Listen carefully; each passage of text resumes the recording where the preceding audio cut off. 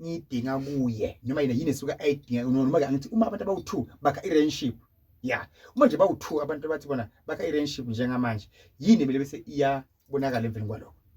Okay, ukhona isigaba esibalekile lapha makuthiwa kuyaganana. Okay, Esibizwa ngokulanda ubulando. Okay, la khona kuhlangana khona umndeni wakwamkhwenyana nomndeni wakomakoti. Okay, Bezobikelana ukuthi inhloso nqangi yalomshado yini. Yes, angibekisele amadoda into asuke eyifuna owesifazane isibeletho. Okay, Ilokho ukuthi bakwazi ukuthi bazala abantwana balapha ekhaya. Okay, na into priority number 1 lo.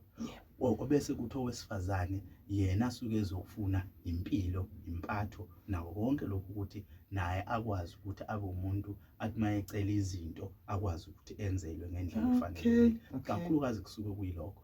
Kodwa nje kakhulukazi okuyiyona inhloso nqangi ukwakha umuzi. Wakuphi wakowesifazane noma wabondoda?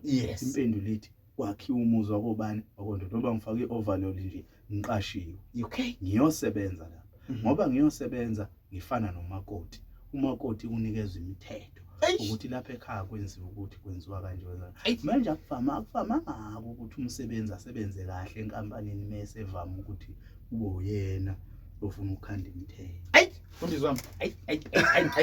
Sompisi